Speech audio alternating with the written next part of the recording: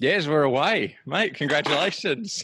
Appreciate it. Yeah, no, it's good to be back. It's nice to have that done, and Yeah. on to the next project. Well, we're going to talk about what was done. Brilliant. You've just made it back to London after cycling around the world. And part of that was a little stop here in Noosa where we met and followed your journey since then. And it's just been epic following you. You've done such a good job on social media and as well as the actual act of riding around the world, obviously. Yeah, Yeah, I appreciate it. Yeah, it's been good fun. Yeah, so I want to start everyone, let everyone wrap their heads around what you've done with a few of your stats. Right, average kilometers and everything else. Yeah. So total trip distance was 21,619 miles, which is 34,793 kilometers.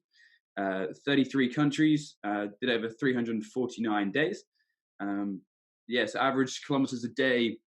I took a lot of rest days. I wasn't particularly racing around the world. It was a chance to explore and a final bit of freedom before medical school. And so didn't want to race it. So did the average still, like including rest days, was about 100 kilometers a day. And then without rest days was about 90 miles, which is 146 kilometers. Yeah. I'm still terrible at converting miles to kilometers, but yeah. I was about to say you're very good at it. You've been doing it like for 349 days, so you're pretty. Yes, yeah, we're still over here on the imperial system. And how heavy was the bike? Too heavy, 30 kilos in total. So it was about 11 kilos for the bike, and then I had about 19, 20 kilos of gear, depending on how much water I was carrying. So like in the desert in Uzbekistan, I had an extra 10 kilos of water. So it's about 40 kilos or something. Yeah, that would be about 40 kilos then. So yeah, it was a heavy bit of kit. Jeez. And very self-sufficient and trying to do it on a budget as much as you could. So how many nights absolutely were camping? How many nights were paid ACOM? And then what the other in between, the free ACOM in between? So camping nights was I can't remember, about 70 nights camping, I think, over the whole thing. I was trying to in places it's unwise to camp, or places in China very illegal to camp, and so I think total was 25% of the time was in paid accommodation, and the rest of it was kind of just wild camping or trying to stay with nice people such as yourself, and because that was part of the fun of it, and that's part of the fun of bike touring for me, is you have to engage with other people and you have to seek help, and you have to do it between all the tourist spots that you'd normally go to, like a gap year or any kind of holiday. It's kind of, you're ending up in, I don't know, like Rockhampton and stuff, and like up in Australia. It's just like, and so it's quite, it's more difficult to, you don't want to pay for accommodation all the time, and so you wouldn't get very far if you pay for accommodation all the time. So like, especially back in Europe, I was in Salzburg, and I turned up quite late, and I was pouring with rain. I'll just find a cheap hotel, cheap hostel or something, and the cheapest hostel was like 45 euros. Which these days is £45. So what's that, $90 or something? The Australian, 90 Australian. So like, that's so much money, because I was basically aiming for around $10 a day on kind of living and everything, and then you've got to add the flights and stuff on top of that. So $10 a day with food. Yeah, food, with food, ACOM, everything. Yeah, that's crazy. Yeah, that's $10. So what's that? I don't know what that is in Australian. 16, 17 Australian. Too many currencies. The state of my wallet by the time I got home was an absolute joke. I was like carrying some Thai baht around, and this is a joke. Yeah, and you've went through a few chains, a few tires. Yeah, so went through 12 tires. I think it was 7 chains. I was just trying to change those bits before they ruin the rest of the components, and then just went through. So did 2 chain rings, and so 2 cassettes, because I just changed it the one time when I got to Singapore. So by the end of it, because it was a 1x chain ring, and so there's no kind of front derailleur to catch it. And so if I was changing, like, the chain got so stretched by the end, and the chain ring was so kind of like so worn, that if I was changing gear at the wrong point of the rotation, the chain would just come off, because it was just so stretched. Because this is one chain ring, so it's not being caught by the derailleur or anything, and so it would just come straight off. And so I had to really kind of be careful where I was changing gear. And quite an art. And this is at like 300 plus days in, when it was getting pretty bad towards the end, and you're just going to so that was right at the end, and so it's kind of so was that what was it like with frustrations at that point then? Was it harder at the end than it was at the beginning to deal with annoying frustrations? Or It was a little bit. I mean, you're so close to the end, and it's like you can quite. I try so hard not to get too far ahead of myself, because it's kind of, I think what the stat is, a large majority of accidents, or 80% of accidents, happen within like the last 5% of your journey. And so like the last 5% of my journey is basically kind of from, I don't know, Austria back to London kind of thing. And so it's that kind of whole, like, yeah, rather than being the last 10 minutes of your bike ride home, it's the last 2 weeks. And so just not trying to think about too far ahead, which gets difficult when you've got people kind of at home going, so what are you doing? Can I come and meet you? And what's going on? What's the plan for afterwards? And it's like, I just have to think about getting into Germany. I don't have to think about getting home. And so it did become frustrating, because I got to, I had a few issues. So I had the rear wheel kept coming out of True, basically all the way up the Adriatic coast. So I got it fixed in Albania, and managed to find quite a good shop actually in Albania, which I was surprised about. And then it became just progressively worse. And going up the Alps, it just kept, because it was like disc brakes, and I'm learning to be a better mechanic, but I'm still not a great mechanic. And so the wheel was so out of True that it was end up hitting the kind of the brake caliper. And so I could try to do what I could to try and kind of straighten up the caliper and get it in the right place, but it was still, the wheel was such a kind of out of line that it was becoming an issue. And I tried to get it in a good shape and tried to get it in a kind of the wheel straighter, but it still kind of had issues. And so just going up the Alps, I was just too frustrated and too tired to kind of sit there at the side of the road trying to true a wheel. And so just basically took the rear brake off, the whole caliper off, basically up the hill, and then got to the top and then put it back on. And then for the descent, which it was rubbing the whole way on. Less than ideal, but it was just too frustrating, because even if it's kind of a tiny little rub, mentally that's just such a drain, like dragging yourself up an Alp. It's like I just can't deal with it. And so I was like, I'm gonna get completely rid of it, and so I know that's not a problem, and then I'll just put it back when I get to the top. So. Was there any point in the 349 days, was it? Yep. And how many countries? 33. 33 countries. Any point where the frustration kind of, you had to sit out for a bit and just take time out because it did kind of overwhelm you, either due to loneliness or things like that? What was that like, not talking to people? Was there a point where you kind of went a bit mad? I hope not. No, I mean, there were points I found which were difficult. So like there are parts in China, because of the time I left, I headed west around the world, and a large majority of people who were doing a round the world trip would head east, because the prevailing wind at the latitude you end up cycling, as you won't be able to see on the map I've drawn all over, they've got the prevailing wind is easterly, kind of above, I think it's above 30 degrees kind of north, and then below 30 degrees south. And so that's the majority of the latitude you end up cycling. And so if you head east, you get a tailwind a majority of the time. So places in northern China, you just get absolutely battered by a headwind, and it was absolutely disgusting. And so there were a couple of times then when I'd kind of planned to be at a certain town or planned to be somewhere, and you can't, in like this part of China, like Xinjiang region, you're not allowed to camp. Like it's frowned upon to camp pretty much anywhere in China, but Xinjiang is very heavy police presence. And so there's checkpoints every 30 kilometers and they're waiting for you. And so you can't just stop at the side of the road. I had to get to the city to find a hotel. You have to stay in a hotel, and a tourist specific hotel at that, which can be fun to find. But it was like a 200-kilometer day, and I had a ridiculous headwind. So I was crawling along at like less than 10 miles an hour, so about maybe 15 kilometers an hour for the first 8 hours. And it's like it's just empty kind of like desert land, and you're kind of, it's just outside the Gobi Desert. And so it's just empty, and you're just battering into a headwind, and you can see kind of, you're going so slowly, you can kind of see 2 hours into your kind of future. And you can see like on the horizons, like, that's where I'm going to be in like an hour and a half, 2 hours time. And that's a couple of times then I just stop and just like, it's ridiculous. But the further I got in the trip, the shorter kind of the gap kind of between getting frustrated and actually kind of recovering again became. And so quickly kind of you get into a hole, like, and then you kind of, it became a shorter time where you just kind of like, okay, well, I'm the one who's got to get myself moving. Me getting frustrated isn't going to help. The only thing you can do is just keep putting one foot in front of the other and keep moving forward. And that's all you can do. Yeah. And so you that's got part better. of the beauty of it. Yeah, I got better at doing at that, of being in the moment. So you you've already, before you even did this, you'd already done a few journeys. Like you'd done Mm. most countries for a Guinness World Record in 7 days on bike. Yeah. So you're already like a fairly good adventurer. But you're saying that your mindset, your ability to be in the moment and Yeah. let the frustrations pass got better.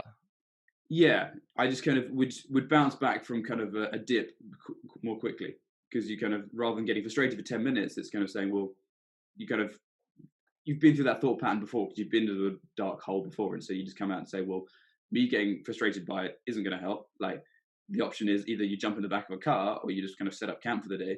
And it's like, well, as soon as you set up camp, you know, like, oh, I can carry on going a little bit, and you know that it became just not looking at the speed, not looking at anything else other than, let's put the time in and the miles will come. And just like, all you can control is putting one foot in front of the other, and you're making some progress, even if it is tiny and frustrating. And yeah, I became better at doing that. And I in Austria, it was frustrating going up the Alps and the brake rubbing and stuff, and I tried all what I could to do it. And then, but yeah, with the level of my mechanic skills, it's kind of like you start truing a wheel, start playing around with the spokes, and then you do it slightly wrong, and because you haven't got like a spoke kind of tensiometer to check spoke tension and stuff, and you're doing it, and potentially you're more likely to break a spoke and break and crack a rim than you are than anything else. And so I was like just getting frustrated by it, and that was when I wanted to just set up camp at the side of the road. I was like, I'm done for today. And then I sat there for 10 minutes, and I was like, you've got time, you can carry on going. Like, There's still daylight. Bounce back. Yeah, exactly. There's still daylight, and you're still making some progress, even if you are going like 4 miles an hour. And so, like, just keep going. And yeah. And then with about a week to go, you were thinking about the future, because you had all your friends and family and saying, Yeah. we want you home on Saturday so we can arrange for Saturday. And so you pushed through one night and rode 500 kilometers nonstop one time. 505 was it? 510 actually, because I went to the center of Paris, then had to go to where I was staying. So like, it was 510, so 317 miles, and but it was like riding time, like 24 hours 50 minutes something. So it was, and then total was like 31 hours. So it was interesting, and it was kind of something I wanted to do just to see what it was like. Kind of part of the whole trip, really, just curiosity, and just kind of just see what kind of possible for me, and what was. Just keep kind of growing that adventure muscle and keep stretching yourself. And so I hadn't done a kind of all-nighter yet. And some parts of Asia, you don't really want to do an all-nighter because it's like just the roads are so interesting, shall we say. And so France is pretty empty for the most part. And so you're just going through tiny, sleepy little villages. And the problem with that is that you can't find anywhere to get food or water or caffeine. So you're kind of just putting your head down and carry on plowing through the night. But managed to get through it, and it was a good little insight into some of the like crazy endurance races, like the race across America and stuff, and the transcontinental was actually happening in Europe at the same time. And so I crossed the whole path of a whole bunch of them in Slovenia. But some people I don't understand those races. I know people who've done like just kind of back-to-back nights and like just gone through 2 nights straight and just carried on riding. And I was like, I don't know how you can do that safely, because there's just so many things on the road that kind of out of your control, and I just don't understand how it's not riding drunk. I just don't. It's crazy. So like, big respect, or like just to people who do that. If you could do that and manage that safely, I've got no idea. Like I've done a bit of endurance riding now, and it's kind of like It's crazy. You were basically living on caffeine and sugar for almost a year. Basically, is that was your diet? It wasn't brilliant. Like, it wasn't the most outstanding food, but like, I mean, I tried to get some good like fats and stuff when I could, like going across like Central Asia and stuff. There's a lot of meat, mainly horse meat, which you can't really, when you don't speak Russian, it's kind of quite difficult to order anything. So it's just pointing at stuff and that looks okay. I had a lot of eggs and stuff because I managed to guess the word for eggs in Russian, so I managed to get that done. And so basically it was just kind of trying to find eggs and stuff because they're pretty nutritious and there's a good amount of protein and fat and stuff in that. And but I was having a lot of like Coke as well, like just because part of it, because it's so acidic and it's such a dodgy like thing to have, that you end up like just killing off any bacteria and any bugs that you put in your stomach. That if the food is slightly dodgy or the meat's slightly been out for too long, just chuck down a can of Coke and managed to kill off a lot of stuff. So I only had one day that I was actually sick the whole trip. Like I had one day I had to sit out. There was a few days that kind of I wasn't 100%, but you could still ride. So yeah, Coke helps, but I mean now I'm kind of having a big having a big detox from that kind of stuff and getting back to it and trying to eat properly again. And so I've had 2 weeks of basically mentally checking out, doing nothing, and starting today. Today's day 365, so it's the year tomorrow that I left. Yep. Wow. Yeah. So detoxing from coffee as well, then? Yeah. So I've trying to just detox from everything really, and just kind of reset the body and then get back to it. Because to other stuff. That's how we met, I guess, is because you were a triathlete before you started this journey, and so you knew of me before you went off on the journey. And then basically, by the time you got to Australia and you're a couple of days out from Noosa, you sent me a message and said, "Hey, I'm a triathlete riding around the world, and I'm interested in Phil Maffetone's math formula for training aerobically. You're interested in the high-fat diet, even though you were forced on the budget and the convenience to live on the junk food. And you said, "Have I got a place to stay for a night or so?" And I was like, "Yeah, sure. That sounds great." And so you rocked up with a big, really rough black beard, and also, it's horrible. Yeah, it wasn't good. How old did this guy say he was? And then genuinely was bad. And then you shaved, and then you looked like you do now, and suddenly it took off about 20 years off your life. And exactly. So you ended up staying for 3 nights, and we had a great time in Noosa. It was really good. So my point of the story is that you were a triathlete first and interested in healthy living, and now you're going off to medical school. So you've got this interest in health and fitness that you kind of want to get back into.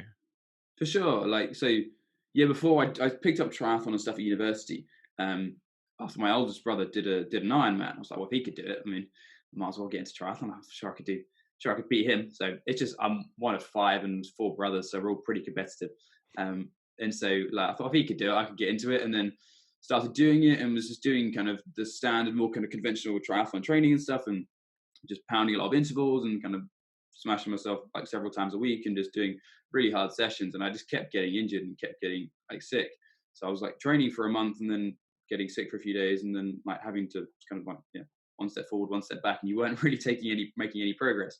And it was frustrating because it was like what little progress I did make over the course of a year, I was like, well, at this rate, like with a very simplistic mind, it was kind of looking at it going, well, there are athletes at this university or athletes kind of in the UK nationally who are competing at the National University Triathlon Championships with effectively the same tools at their disposal as me in terms of they're still humans and they're not like taking drugs and stuff. And so there must be something fundamentally that I'm missing in training, and something fundamentally I'm missing. And because even at this rate, it would take me 15 years to get anywhere near kind of top 50 kind of thing. Because I was very, very kind of average. And then I looked at some of the math stuff, and I think I found it because my dad was looking into kind of some health and stuff, was reading around that topic, just kind of in terms of just kind of healthy living and that kind of thing. And so I did it and tried it, and I thought, hey, I've got nothing to lose. I'll try it for kind of a season. And if it's terrible, then I know, right, I go back to smashing myself around a track for a bit. And so committed to it. And it was very difficult at first, because before I was trying to do like easy runs and stuff. And I was like, that was not like a top athlete already, but I was just kind of doing easy runs. And I was like, well, I wouldn't do it too much slower than kind of half marathon pace. That seems like an easy run, and just kind of guessing. And so I was trying to get like the first kind of goal getting into stuff was like a sub 1:30 half marathon or something. And so I did like, so an easy run would be like 7:30 minutes a mile, whereas 6:52 is 6:52 a mile is I can't do that in kilometers yet. But 6:52 is a 1:30 half. And so like I was doing an easy run at 7:30, then I started doing math stuff and a math heart rate, and I was doing like, my first run was like 2 miles at 9 minutes a mile. And I was like, and I'd done triathlon for like 2-3 years at this point, and I was like, this is kind of things like, oh, it's a bit embarrassing to put on Strava, I can't put that on there. And it was kind of like, now commit to it and just see what happens, and kind of trust the process and see what happens. And progressed over so first month things slowly came down, kind of really just working out what things I was doing diet wise and trying to cut out different things. And the more you read about it, it's kind of like, it's really interesting, kind of, just not cutting out cereals from the diet and stuff, because you realize like, it's just a carbohydrate, but it's like, it's just sugar. And then you see like putting like people like putting sugar on top of cornflakes. It's like you're just adding sugar to sugar. And even though I couldn't do some of the math stuff on the trip, you could apply some principles in terms of what food you're eating. And so even if it was a kind of terrible, very fatty food, you can find a lot of fat in like an egg muffin, a McDonald's kind of thing. And so like people back in Europe, and if I was staying with nice people, they'd kind of maybe give me cereal, and I'd have to stop within an hour because I was getting hungry. Whereas if I like had a McDonald's and had a couple like egg McMuffins or whatever, I could ride for like 4 hours, and I was feeling a lot better just because I'd eaten that much more. I describe it to say having that much more fat in my diet, and so I was like, you could go for a lot longer and a lot easier. But yeah, and that's how I kind of got into it. And then I was riding up Australia and saw you tweeting, or was kind of sending some kind of article out, and I was like, hey, let's I was just like, well, can't lose anything, so I just sent you a message, and you're kind enough to reply. I was it was quite funny. I was fully expecting a like seen and not replied, and I was like, you must get random kind of like fans like messaging all the time, so I ignored it. I thought, do it and see what happens, and then got back to me, and I was like, oh, all right, it's pretty cool. And then But as you said, that was a big part of the journey, was forcing yourself to engage with more people. Exactly. Yes, part of it, and and that's part of it. China is beyond the physical challenge of it, or I guess it's twinning that when you're tired and don't want to converse and you don't want to talk to people, it's kind of forcing you to go and do that. And especially if you like through things like couch surfing, if people are nice enough to like host you and stuff, if you're tired, it's the challenge of actually being sociable and actually easy to talk to you when you're knackered after like 200, 300k day. You just like, I just want to go to sleep. But you're kind of like, these people have been nice enough to chat to me, and it's just a brilliant opportunity to kind of almost study people cross culturally and see what people are like. Because my first degree was in psychology, and so I find that kind of the whole behavior aspect of it interesting, and then how that changes between cultures, and then based on like political systems and what people do and what they value. And so that was part of the whole fun trip for me. But it was good fun, like, and especially like learning from you and Jamie and what you guys are up to over in Noosa. It was quite good fun.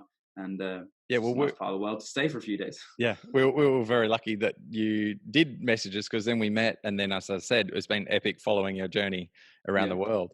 One of the things you mentioned since you've gotten back is that you've got to ease back into running, so you're not going off to do a triathlon like next week, because you haven't done a lot of weight bearing exercise for a year, and the poor diet wouldn't help your bone strength either. No, I can't imagine it would. No, need a bit more protein and a bit more impact. So any other like, besides that, getting home and recognizing that, what other physiological aspects did you notice during the ride or since? Well, I noticed how much, because I wasn't walking around as much as I normally would do, or wasn't running or anything. Just the way, just how tight my muscles would get in certain angles. So for some reason, like in certain positions, and so because I was just cycling all the time, my legs are kind of just doing that for 8 hours, and then maybe maximum walking for maybe half an hour in a day. And so you're not really doing that much, like just physiologically, the way you're standing and the way you're kind of the stress you're putting on different muscles, you're not using them how you normally would. And so I had for whatever reason, I think I was waiting for like new parts to arrive, and I was on the Black Sea in Georgia. And so I was waiting around there for like maybe 9 days. And the first 2 days of waiting around, after doing like a whole kind of stretch across the Caucasus from Azerbaijan, it was like my legs didn't like walking because I hadn't been walking around. And so I was getting kind of like achy knees and stuff just walking around. And so I had to be quite careful about how much I was walking. But then spent that time kind of stretching that week. So I had some time off and was just stretching, trying to get in a good position. But then when I got back on the bike, I was getting achy knees then. I hadn't changed my cleat position, I hadn't changed my shoes or anything, but just because of the way that my body basically putting weight on my legs and knees and stuff. And so I'm getting back into stretching, and so I'm being very, very cautious, very, very careful, because like you said, I'm very prone to getting stress fractures because I haven't done any weight bearing exercise in basically a year. And so I've got to be very careful with that kind of stuff. And other times after other trips, I've kind of jumped back in things too early because like I don't like lying in bed, and I like to get up and do stuff. And so having to kind of sit around is more difficult, but that's, I guess, another part of the challenge. So I've done basically for the last 2 weeks kind of mentally and kind of physically checked out and just done kind of whatever, and eaten whatever. But now it's kind of getting back into it, because I knew that I would be mentally and physically more fatigued than I would know. And if I not kind of set aside, like, you have to do nothing for 2 weeks kind of thing. So like one day I just kind of shut myself in my room and was like, don't go outside, just sit in your room and force myself to sleep, because otherwise I'd get up and go and do stuff. So and so now it's just kind of a case of getting back into stretching and kind of doing some kind of light weights, kind of things like squats and stuff, trying to get just a bit of weight in the legs, and went for a kind of little walk this morning, just trying to get up and about and doing stuff. And lots of roast dinners cooked by mum. And exactly, yeah. So we're home for like another 10 days before I go off to university. But I find, so when I was at university before, I wasn't doing as much of the math stuff, and so it's been slightly difficult at home, because not everyone does kind of the same sort of diet thing. And so I'm looking forward to getting back to university, because when there's like stacks of chocolate in the fridge and stuff like that, it's quite difficult to avoid it. But especially when you feel like you've just ridden around the world. And yeah, exactly. So I'm quite looking forward to getting to university and doing my own shopping and picking up that kind of stuff, and because then you don't buy the stuff, and then you're not tempted to buy it. And so and also to eat it and things. So I'm looking forward to that, and I'll kind of do I'll get back to it. And your sweet tooth, you've kind of gotten over it, like you've had so much of that convenience food that you're no longer going to crave it? Or do you think your sweet tooth has actually gotten so strong that you are craving it? I don't know. I mean, I was pretty sick of Snickers bars by the end of it, and Mars bars. I was just like, I was having them kind of the last few days across France, and I was like, so done with this. And having like warm Coke after it's been on the bottom of your bag for most of the day, I was like, okay, I don't need this anymore. So I don't think I've had Coke since I've got back, which is, or maybe I've had maybe a can of Coke, but like compared to what I was having, because it's like, like I said, so much of the trip is not getting sick. So that ends up being, because you're away from home and you're kind of just by yourself, and a lot of places across Asia and stuff, because it's about 10,000 miles to 16,000 kilometers across Asia, just get up half the trip. And so most places don't have access to a kind of a proper toilet. It's just a hole in the ground. And so you don't want to be caught out in the middle of nowhere sick, and you got kind of, like stuff like one pair of bike shorts, you can't risk any stomach problems. So you kind of have to, like, I was being super careful with what I was eating and stuff, and trying to eat stuff I was familiar with. And that's why I ended up drinking so much Coke, because part of it does, I feel as though maybe, or people recommended to me that it stops you getting sick, because you just kill some of the bugs off. And so, and just safe, far too much, but safe calorie, and you just wanted calories as well, safe, cheap calories. It just ticked every box. Exactly. So it keeps you going, and like, there were just times off the bike I just felt so, and I feel now so unhealthy compared to where I was before I left. So like before I left, I did the 70.3 European Championships in Denmark, and really enjoyed that, and that was kind of felt like super healthy for that. And the training had been really good, and I'd done like pretty smooth year. And then coming back after this, I was just like, oh man, I need to get back to fitness. I feel so unhealthy and so lethargic.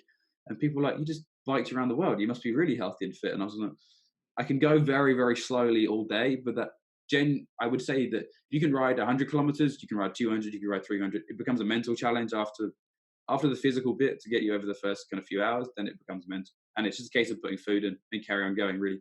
And and it's just mentally breaking it down. It's the mental challenge that becomes more difficult beyond 100 kilometers. It doesn't, like, physically, if you're not going quickly, you're just pushing the pedals. It's just like a case of mentally staying focused, really. But I imagine that got pretty easy for you.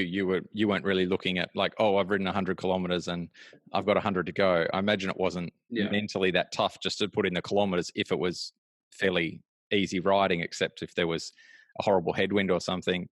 Well, because the direction around the world I went, it was a majority headwind. So there were times like that were difficult, and because I wasn't racing around the world, I took quite a lot of kind of kit, and so I was carrying my little laptop with me and that kind of thing. And so up the hills, you're sitting there kind of like in Vietnam and stuff, it's going up and down all day, and it's so hot and humid, and you're kind of, why am I carrying so much stuff? And you're just barely getting up the hills, and it's like, and some places so I took, in Vietnam, I was on some kind of, the main highway that goes down the coast, and then you've got what's called the Ho Chi Minh Road, which goes up the mountains kind of by the Cambodia-Laos border. And it's pretty quiet and pretty rural in places. And so you're kind of dragging yourself up the hill and don't want to carry too much food, too much weight. And that becomes mentally quite difficult because you are by yourself and there's not necessarily an option to stock up on food. And the roads are awful and you don't know what animals are about. So that becomes a fun little challenge. And that mentally plays on your mind when, like in the UK, we're pretty lucky in the sense that we've got no real predators to worry about, and the weather's not that extreme, and like, yeah, it rains a lot, but we don't get that, like the temperatures aren't that high, and we never get too cold of winter. We don't have snakes, we don't really have spiders, and so we have some snakes, but they're like really lame ones. And so, yeah, so places in the States when I was camping out and like an animal started attacking the outside of my tent.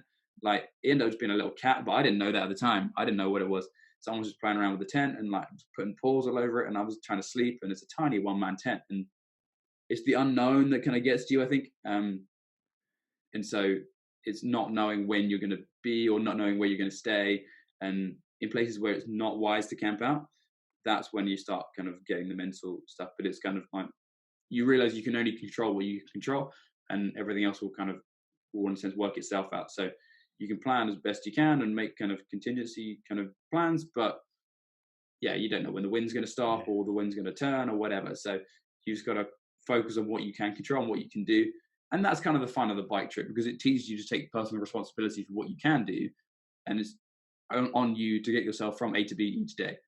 There's no one else is going to do it for you. It's only you. So you can get like yelling at the wind because you've been pedaling into a headwind for 10 hours, but then you just go like, okay, well, this isn't helping. Just things could be worse. And that was part of the fun on the Instagram story, doing the daily gratitude stuff.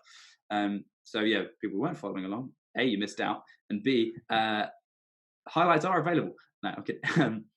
No, they are. They're there, and they're good. Yeah. So like, it's just doing daily gratitude, to trying to find like 3 things each day that I could be grateful for. And even in days, you realize that there are so many things you can be grateful for, like piling into a headwind for 12 hours. And it's like, well, I'm grateful I didn't get a puncture, or I'm grateful that it was a direct headwind, not a crosswind, because otherwise I would have been blown underneath the truck all day. That would have been happening all day. Or like, I'm grateful it's been tarmac and it's not off-road, or grateful I've still got food and water, or like there's a city ahead so I can find somewhere to stay. Or like one day, I think my 3 were just like, grateful I'm not getting shot at. I'm grateful that I don't have to like go to a well to find water, and I'm grateful that I'm kind of in a sense doing this voluntarily and no one's forcing me to do this. And it's still like, yeah, it just changes your perspective on things, I think. Yeah, I've really gotten into a lot about just that sense of feeling gratitude brings you into the moment, and suddenly, so that's a big part of it. And I guess all the big gurus that are leaders in that kind of world are all kind of saying, all you need to do is do a bit of daily gratitude in the morning, and that sets you up for being in the moment. And the more often you can practice being in the moment, the easier it becomes to get back into the moment when your mind starts to think about worries and future and past crap and all of that stuff. So it's an amazing, so for that daily thing, I think everybody could take that away, that they just have to at some point once during the day be present in the moment, and a daily gratitude is a very easy way of doing that. For sure, because I think if you realize how much you have and how much you have to be grateful for, then you realize how much you can then give. So whether that's putting out kind of a physical performance, or whether how much you can like help other people in your community, or help out your family, or whatever. And so for me, like the trip was a heck of a lot of good. It was so much fun, but it's a learning experience that I can then re-enroll into what I'm doing day to day back home. I'm not the kind of person who wants to just go live in the woods and by myself and live that kind of adventure. Like I do it as a learning experience, as something to challenge me and kind of strip away all the kind of social structure around me. So when I get home and kind of learn about more who I am and who people are kind of individually, when you're kind of riding with people or meeting other people and seeing how other cultures work and what's kind of cultural and what's individual and that kind of thing, and working out more about people and understanding kind of behavior in a sense, like kind of, going back to my interest in psychology and people and that kind of stuff. And so then it's a case of, once you learn that, getting home and then re-enrolling that to add value to other people and then share that. And once you recognize how, as I said, recognizing how much you have, you recognize how much you can give or how much maybe you should be giving. When I was getting helped out by people in like Malaysia, like no running water and no bathroom or whatever, but they were kind of, some person let me sleep in their cafe, and they kind of, there's a little bed in there. They were like, oh, feel free, like just stay here and like we'll be back in the morning kind of thing. And it's like, that's such a nice gesture from someone who kind of, compared to people maybe in kind of more of a developed society, or like people around Surrey and London around here, it's like you look at that and say like, oh man, like you haven't got a toilet, you haven't got kind of running water, like, and they're sitting there trying to give, they're trying to help, because they know that they can do. And you kind of get home and you're like, man, what should I be doing to help out people, you know?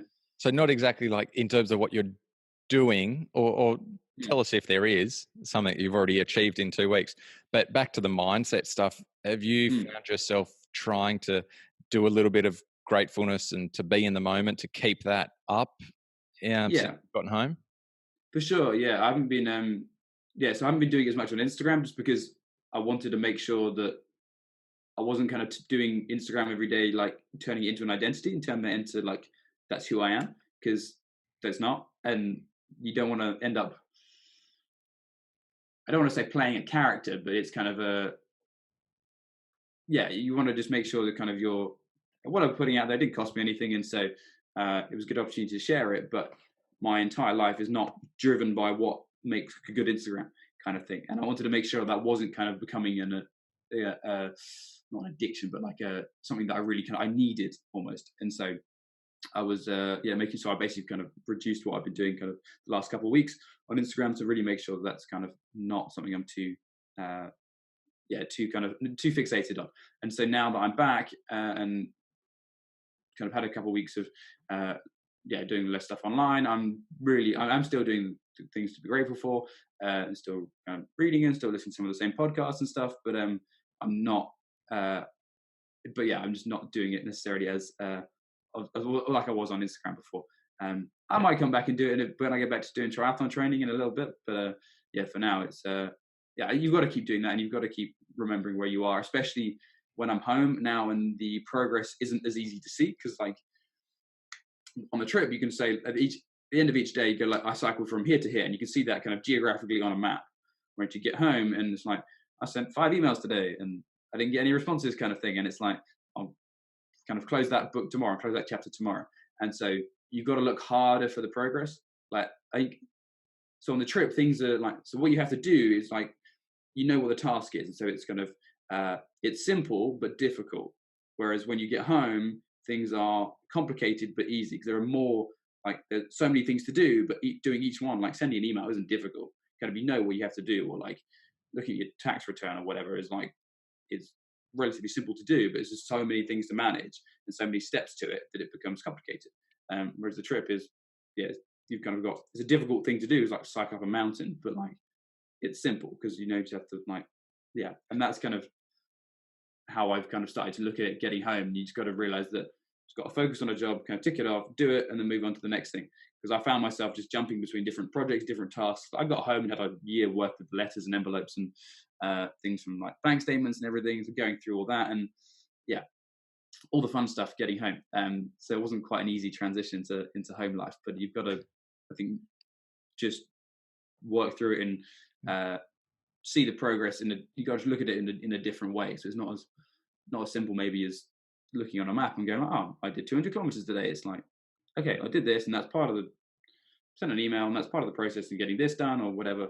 And so it becomes more difficult to find it, but it's still there. I can't wrap my head around. I mean, one of the things that I think would have been the hardest thing to do is you arrive somewhere, the sun is set, and then you've got to find somewhere to set up your tent or somewhere to stay for the night, and you're exhausted. You've also got to find some food, water.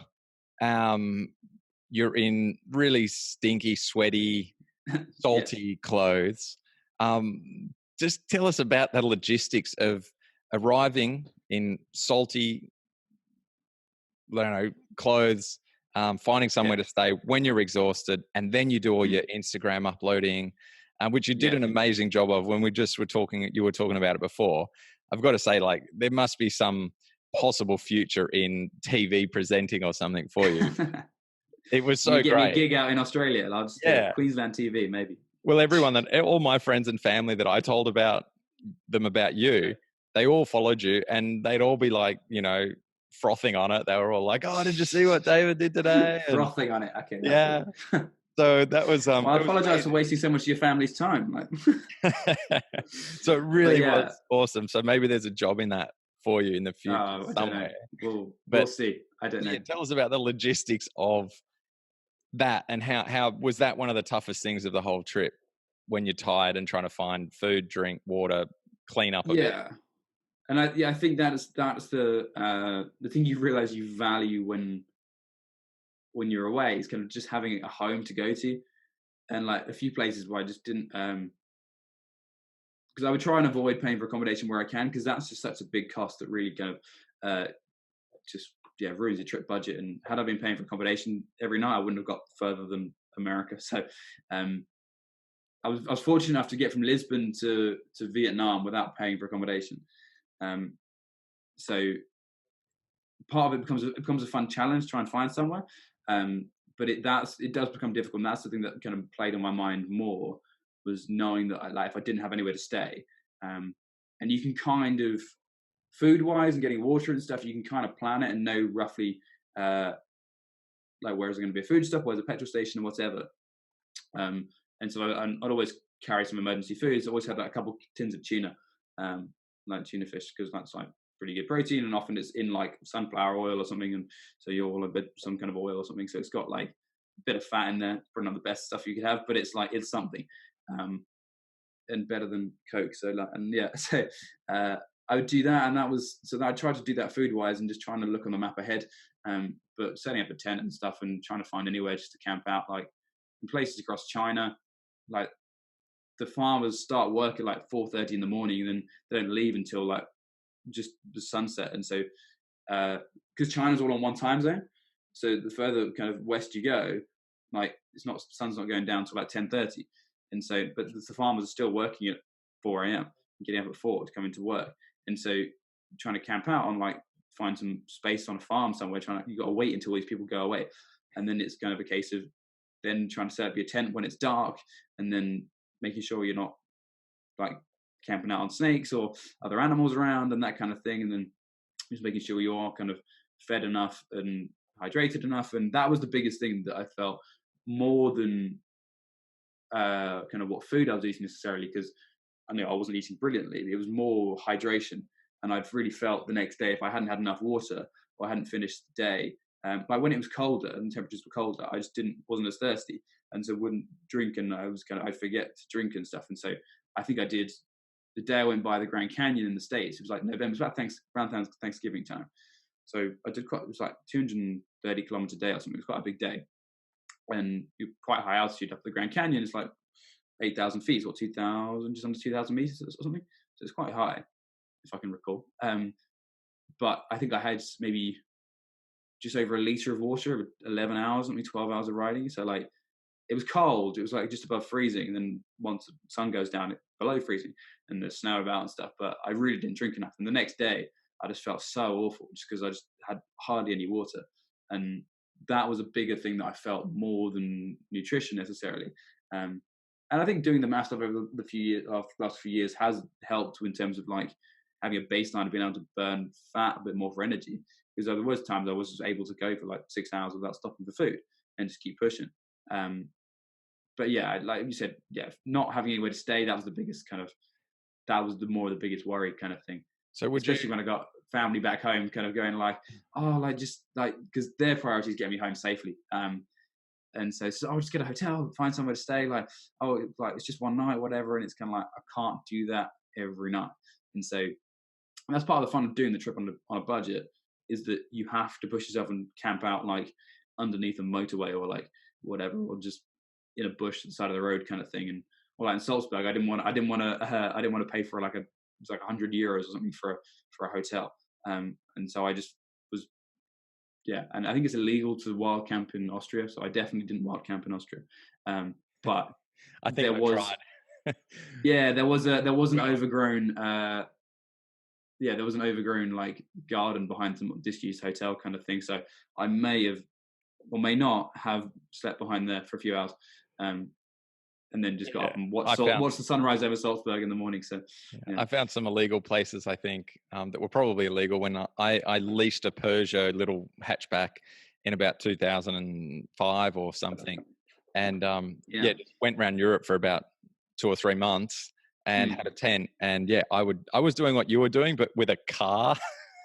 Just sleep in the car. Yeah, Well, no, I would put the tent up. I'd pitch the tent in in free yeah, places, like, yeah, behind a little shrub and off the back of someone's paddock. And I would just get a bottle of water and I'd stand there and basically give myself a shower with a bottle of water.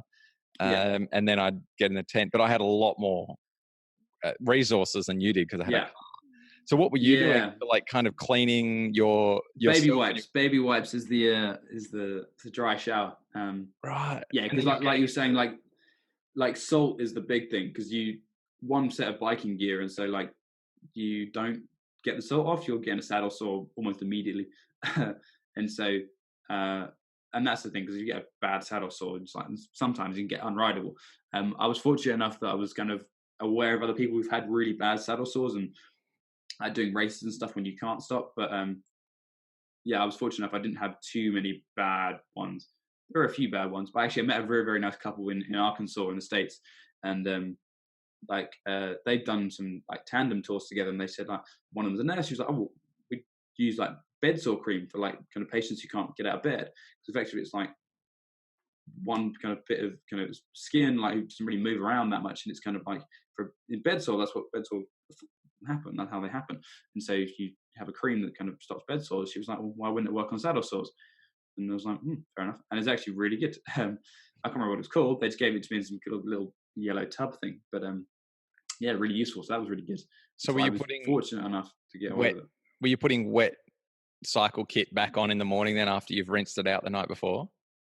Yeah, sometimes it was mainly just kind of using baby wipes on particularly kind of areas that would be, how do I say it, a lot of friction. Let's say that. And so otherwise, it was just like jersey and stuff. Like if I had extra water and spare water, I'd rinse it. But often it was just putting on a disgusting, horrible jersey the next day.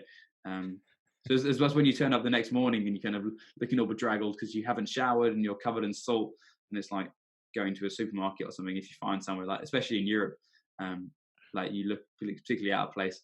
You got like a scraggly beard and haven't showered, and it's kind of like, sorry, and it's like walking around and yeah, it was interesting. But yeah, baby wipes were very, very useful, and so I'd have them all the time and like just trying to like for general cleaning, like washing your hands. Trying to, if you haven't got like running water or soap or anything, you can kind of clean your hands a little bit before you eat, or when you get and finish the day, just kind of wiping off all the dust and smog and stuff from all the roads, and yeah, and then cleaning particularly affected areas, and yeah, so Can't imagine. Gosh. And for everyone else like myself who hasn't done any long touring, yep. what would you do differently? Like, what advice would you give to someone doing a tour? Or if you were going to start the whole thing over again, is there something you would take or a piece of advice that you would could have really used at the start?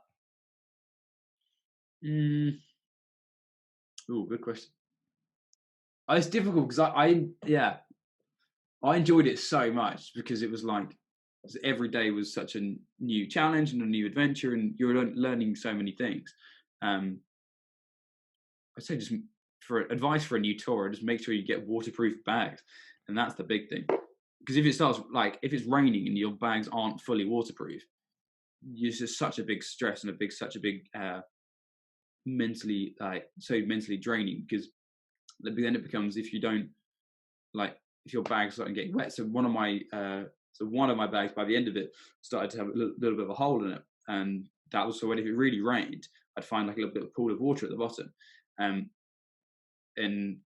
if you don't get rid of that, if you don't get rid of the water, then that just ruins all your stuff. And if you're camping out and things, and you've got like either wet kit because you have to dry it out, or you haven't got much space in a one-man tent. But if you have to dry it out or whatever, then you're just getting kind of like, because you leave it outside, it'll get kind of like dew on it and stuff, and so it'll get even worse. And so you leave it inside the tent, and then you've basically got something really damp in the tent, and then you're going to get like some kind of infection or something because you're just breathing in like damp and wet stuff, and so you're going to get sick from that. And so it becomes quite a difficult, that becomes such a big mental stressor if it starts raining and you know your stuff's not dry. And so I'd say often the really good waterproof bags are more expensive, but you buy it once and you can use it forever. Whereas I've tried buying cheaper bags before and they just weren't anywhere near as good. And so, I was pleased about that. What would I do differently? Maybe leave a month earlier and wouldn't hit America in the winter.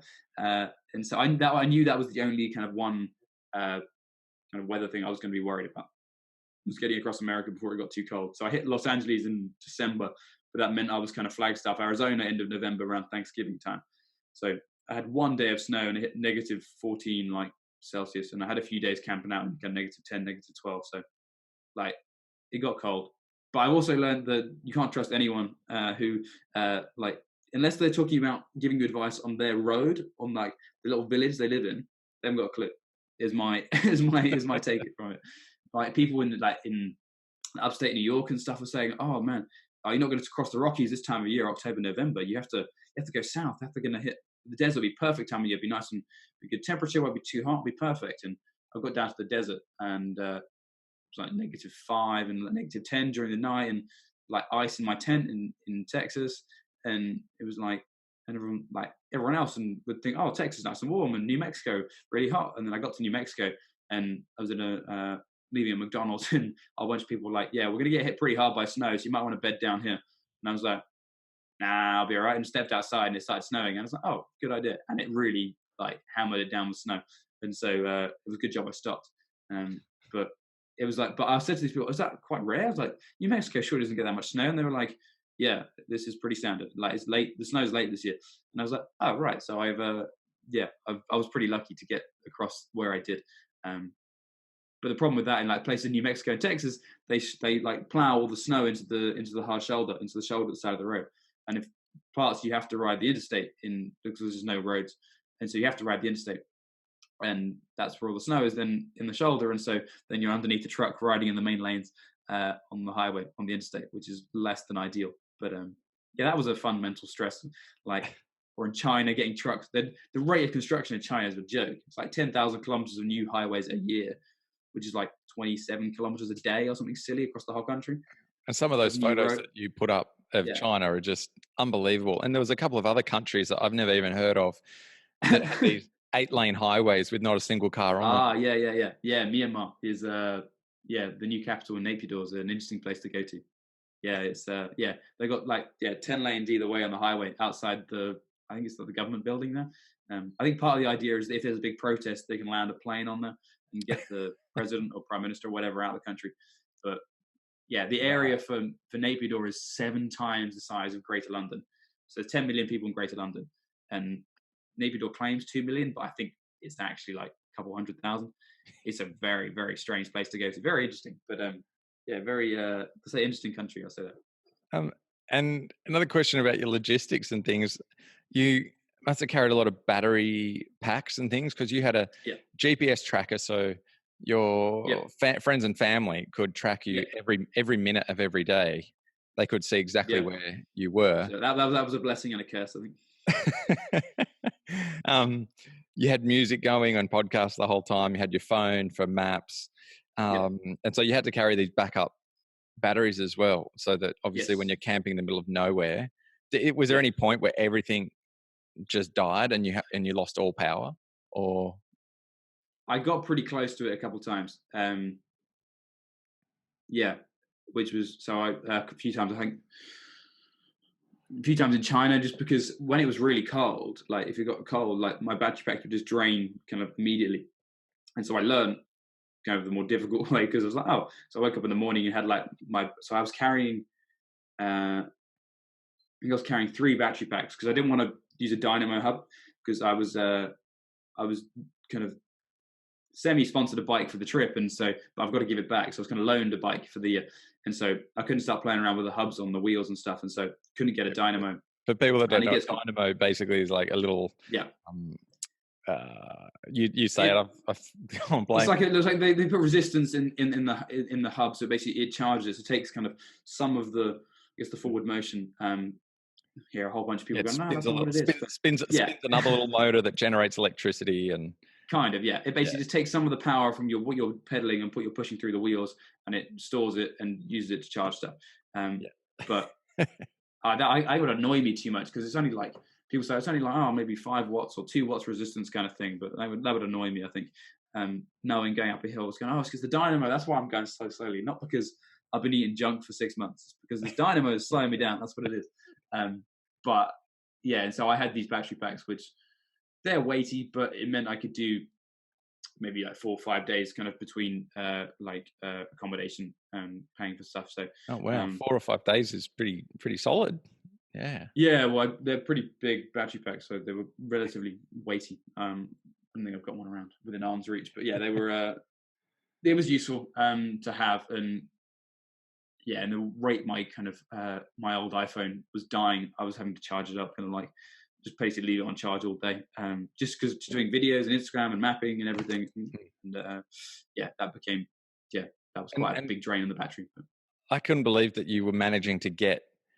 Like basically you were able to get data in every country you went to. And if you weren't doing Instagram and you weren't trying to get data, I mean, I feel like you could have probably done the trip in about half the time if you weren't stopping for photos and video and data packs. But that was a big part of meeting friendly people. As soon as you crossed a border, you were then having to chat to the local people to find out get currency and get a data thing. So tell us about that. I mean, well, firstly, data. Jeez, but it was the rate at which kind of travel and things have developed in that front that you can find data in quite a lot of places, and it is relatively cheap to do so. So, like in Kyrgyzstan, it's like 4 gigabytes of data for £1. So what's that? $2 Australian? Yeah, wow. So it was pretty cheap. And it turned out that I bought one SIM and they put it in my phone and it didn't work, whatever. So they were like, I was going to buy another one. They were like, we can change it for you. It's like, it's £1. Like, just don't worry about it. Just give me a new one, kind of thing. And you can get that kind of stuff relatively easily. But that was just kind of the fun of it, and to kind of document the trip and everything, because I wanted it for my own personal record as well, with the Instagram videos and all the videos and stuff, and just finding out places to stay or kind of roads and things. And like having data is so useful. And so, it was the case of having to go and ask local people and kind of gesture what you need and things. And a lot of the places there are kind of like scammy ones that aren't real, kind of like Sims or whatever. And so you got to be quite careful. Or a lot of places across Central Asia, I couldn't find like official like currency exchange places. And so it's just people standing at the border with a stack of money, and they're just going to be across the border and they're just like money. And it's like, I don't know what your currency looks like. So you could be giving me like money from a board game here, and I haven't got a clue. But as soon as you stop and just be like, okay, I will exchange money with you. Because once you get away from the border in some places, you're absolutely like toast. You're never going to find, like trying to change Albanian lek outside of Albania. No one wants to touch it. No one wants to touch it inside of Albania. Everyone wants to use euros and dollars and stuff. So it becomes quite interesting. And so like Central Asia and stuff, you're changing currency and people come up to you and just want to get money from you and stuff, and it's like, I've got no idea what your currency looks like. And so you get they say, how much money have you got? And I was like, you end up getting like, I think it was maybe £60, what, 120 Australians, like 1 million Uzbeki som or something. And so you're kind of like, and so this guy gets a massive wad of cash, and he goes, how much like Kyrgyz som do you have? And I was like, 400,000 maybe. And you're trying to exchange it, and it's like trying to check what his exchange rate is, but then because I'm sitting there with my bike and everything's like detachable and got all my lights and everything on it, and then as soon as you're talking to one person, you're a tourist, and on a bike you look pretty like, part of like being on a bike, you look different, and so people do want to help you out, because they're like, what on earth are you doing, you crazy person? But then it becomes more difficult to kind of be discreet, and so cross the border, and as soon as you stop and talk to someone trying to get some of the local currency, and you've got like 10 people around you, like in a circle, and they're just looking at you and your wallet, and I'm sitting so aware of all the bags and all the stuff I've got in my back in my jersey pockets, and it's like, oh my goodness, I've got to watch like 1,000 things at once here. Yeah. Because it'd be so Laptops easy for one of them just batteries one thing just everything. just like take the lights off, or like just like slip a bag off and not really notice, and take something out of my back pocket, and it's kind of there's a lot of things to manage. But then I was fortunate enough that people were nice enough to me. But yeah, and then one of the highlights, it looked like through Central Asia, you were in along a road in the middle of nowhere, and then you ended up in like a little yurt. Was it with a little family? You couldn't speak a word of English, and or they couldn't speak a word of English, but they took you in for a little while, and you've got these amazing pictures of these little kids wearing your helmet and stuff in a yurt. Yeah, that was really nice. So it's between two 3,200 meter passes. There's a little valley between it, and it was pouring down with rain, and it's not warm, and so I just didn't really want to get wet. And by that point, my waterproof jacket was not fully waterproof anymore, and so like if you got a cold, you're kind of getting pretty toast. And then if you get a cold, you get sick. That kind of ruins the next few days because you're feeling pretty miserable. You've got to stop cycling, and so it was quite important not to get ill. And so I just saw these yurts, kind of this big, massive valley, and I just kind of wheeled my bike over and it started to pour with rain. And so I just kind of like gestured, do you mind if I like shelter under here? And I was just kind of sheltering outside, originally underneath kind of a little porchy bit. And then they said, I just pointed towards the inside of the tent. So I came and sat inside there. And then there was a little kid just playing around. So I like picked up my helmet and started putting it on and wearing it. And then they came and gave me some bread and a drink and stuff. And then once the rain had subsided, like their kind of living really is they're just selling, like, I presume it's horse milk because there are just horses around all of Central Asia. That's pretty much what they do, seems to be business wise. Like other kind of locals were just stopping and trying to buy, like, they basically had a bucket full of like an old paint pot thing, just full of like horse milk. They had an old bottle of Coke that they were just kind of dipping under, filling it up, and then just putting a new cap on it and just handing it to the guy and exchanging some money. And so that seemed to be what their business was. And they had some bread. Presumably they made their own bread somehow. Got a little oven outside, I presume. And then they gave me some, and I came to leave, and I just was like, how much for the bread kind of thing, and I'm trying to give them some money, and they were like, no, don't worry about it, it's fine. I was like, you don't need to be giving me like it's so kind. And it's like, you're living in a tent here, and you're just selling milk for a living, and like you could quite easily expect someone at that point to see you as like a money piñata and just want to kind of sit there and just kind of beat money out of you, and just they could easily turn around and go, yeah, that's like, I don't know, 2,000 som kind of thing, and it's like, whatever that is, I forget now, but it's like they could quite easily charge you some money, and they were being so nice. And so it was Kyrgyzstan at this point, and so they were just so nice, and they were just like, no, don't worry about it. And I was like, no, like I appreciate it, but like I want to help and I want to say thank you. And so I gave the kid the money because he was quite happy to take the money, but the parents were like, no, don't worry about it. And I was like, you realize it's kind of like, just like growing up in Western Europe or kind of Western society, you're just like, man, like, how much do I have that I should be giving and helping out people? And even if it's not financially, just giving time or whatever, it's like, man, it's very, very humbling, because it's like, man, I don't deserve this charity kind of thing. So yeah, it was a really nice experience. It was really good. Yeah. Was that one of the highlights then? Yeah, I think so. I mean, it's so difficult to pick out because so many things are kind of poignant for different reasons. Like seeing the Caspian Sea after like 2,000 kilometers of desert across Uzbekistan, Kazakhstan, that was like such a big moment, because I knew that was the most difficult bit of the trip, kind of logistically. You got like a couple hundred kilometers really between like anything, and awful roads. And so getting there was like, that was quite a high moment. And then like a really nice family took me in for Christmas in New Zealand, down in Dunedin, and we were sitting over Christmas lunch, and the father was kind of like, oh, like, you ever been in a small plane? And I was like, I mean, how small are we talking? And he's like, oh, I was like, used to be president of the local flying club, and so Christmas Day, like, went up on like a little kind of microlight flight around Dunedin, which is awesome. So that was really good. Or like doing the bungee jump in New Zealand, going to do that.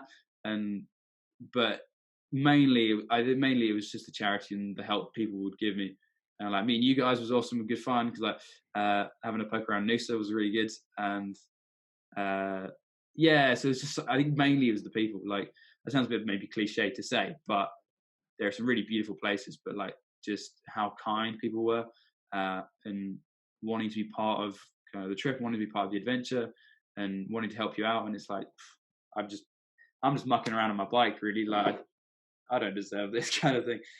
So it's very, very humbling and very, yeah, it was, it was good, because when you're getting battered by a wind, and how kind of, in a sense, how fragile the human condition can be when you're getting kind of absolutely ruined by a wind, and like, or not making any progress, or really struggling up a hill, and just kind of just sweat is raining from your handlebars kind of thing, in like when it's super humid in Myanmar or whatever, and you're just struggling along, and then someone wants to come and help you out, and so, oh, it's really good what you're doing, or like, what are you up to, and want to ask questions, and it's kind of like, man, I'm just like, yeah, it's very, very humbling, but then you realize that it's very encouraging at the same time, so it's a bit of a weird mix of that, because it's really good. It's difficult to sum up, but it's difficult for me to try and even comprehend, because it's, I can't even it was a whole year basically just putting one foot in front of the other, but people were so lovely and genuinely so kind that it's incredibly humbling in one sense, but then equally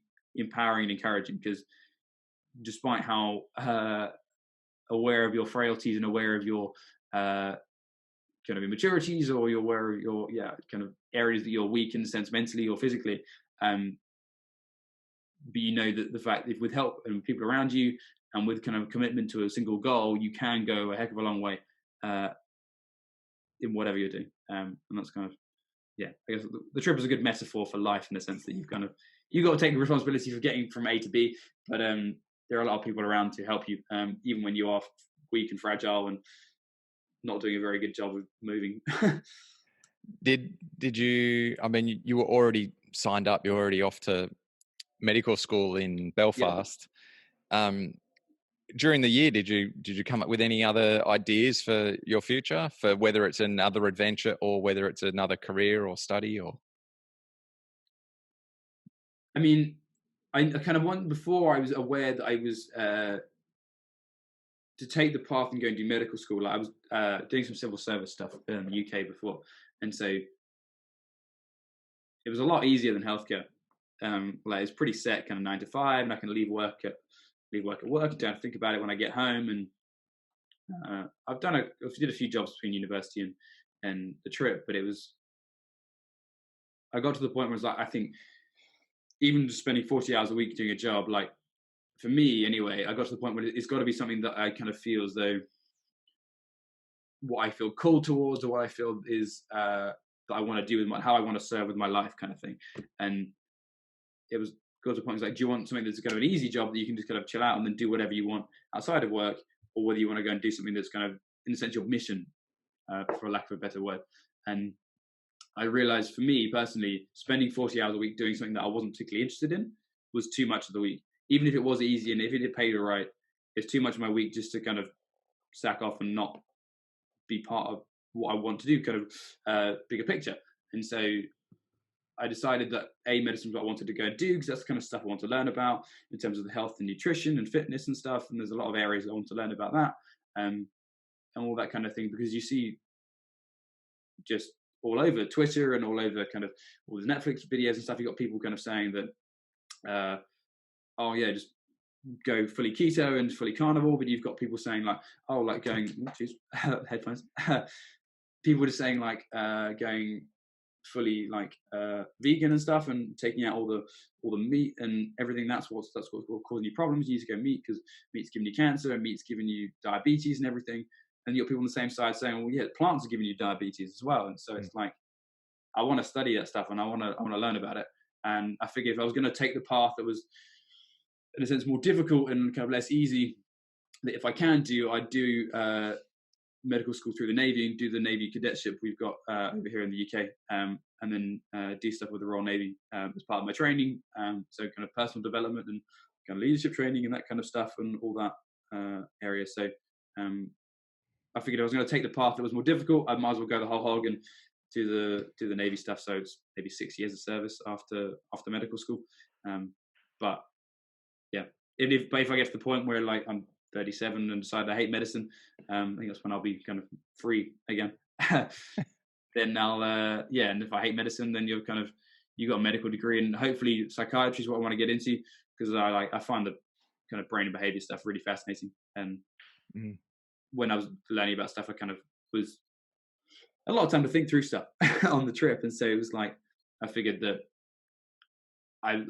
so doing civil service stuff, I've got a lot of political chat, and especially in the UK with a lot of political stuff going on at the moment, and which I got asked about everywhere. Like people in Uzbekistan were like, "What's going on with Brexit?" And it's like, "What do you know? Just leave it." And so, and you got everyone kind of at the moment they were chatting very politically, and I thought, well, kind of to understand the political chat, you've got to go below in terms of the psychology of like how you understand people, and that becomes fundamental when I've thought about anything work-wise, and in terms of even sports and business or whatever. So much of it comes down to psychology and how much you think. And so did my psych degree, and then was underwhelmed by it. Like, it was interesting, but I figured if I was going to spend another few years at university doing like a PhD in psychology, I might as well go and do medicine and do psychiatry if I could.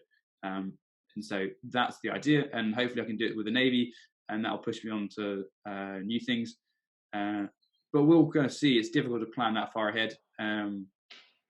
But yeah, plan like sports wise, get back into triathlon, and that's the next challenge. It's like, see if I can, like, I'm not a pro athlete, it's not coming back, but like, as in get back to it and get back into health and do it healthily, and kind of get back to fitness, and just see where that goes. Because I've enjoyed the process, and I think it teaches me good values just to get up and get out in the morning, give you something to do, and push yourself. Because then when I was doing like my 9 to 5 kind of slightly easier kind of job up in London, it was like people kind of losing their heads over the fact that I left it didn't go out on time or whatever.